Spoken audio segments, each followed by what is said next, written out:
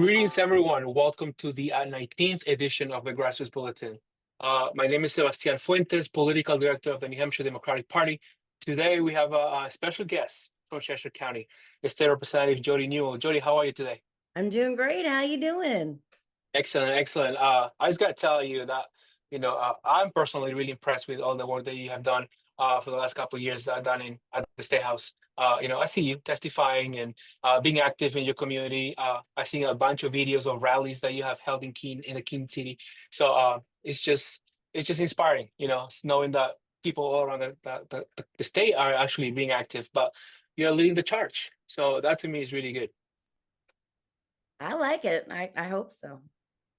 Uh, so Jody, I know you well, but there are a lot of people that are tuning in right now that don't know who Representative Newell is. Can you tell us a little bit about you? Sure. Jodi Newell, I represent Cheshire 4 in Keene. I call it my little slice of heaven over here because I love Keene and it's beautiful. And I, single mom, just trying to do the best I can for my community, really. Awesome. Jody, tell us. I'm curious to know this too. What motivates you every single day to do the work that you do, not just as a politician, but as a mom, a community activist?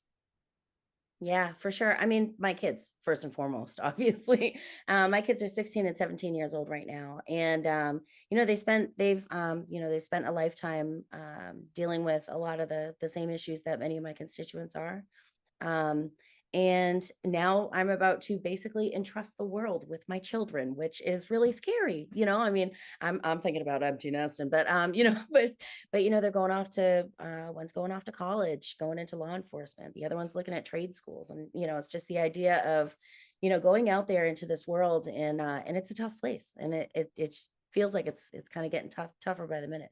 So I think every day I wake up and they're the first people I see and the last ones I see before I go to bed.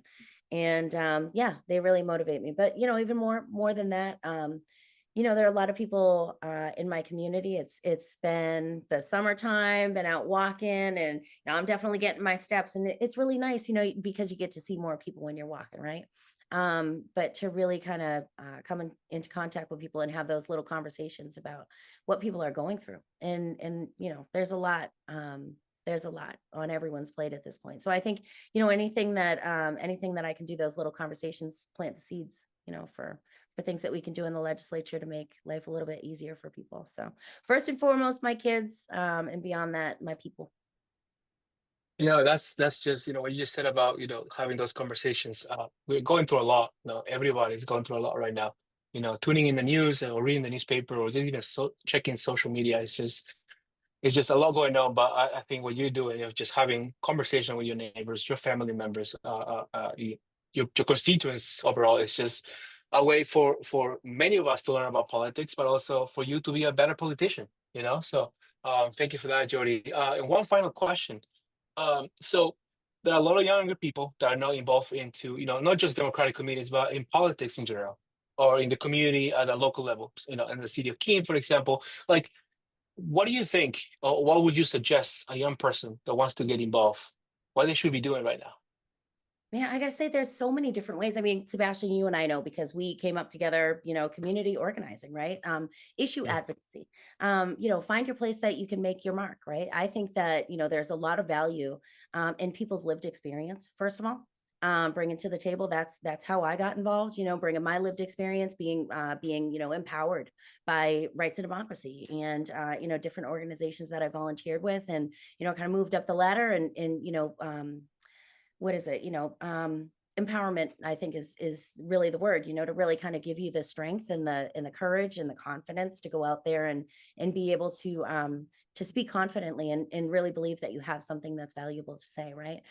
So I think, it's the latter. I never would have seen myself to be I never would have seen peg myself for a politician, but at the end of the day, you get to you kind of work through things, and you see a different way that you might be able to be useful. It's like a puzzle, right? Like, okay, I'm in this Oh yeah. position. How can I do the most good in this position? And then something else opens up. It leads to something else. All right, well, now how can I do the most good in this position? So I mean, I feel like that's really what it is. It's find your place to make your mark in something that you're really passionate about. And there's always a way to contribute. So You preach. That's awesome. Well, folks, there you have it. That's Representative Jodi Newell from Keene. Jodi, thank you again for being with us today.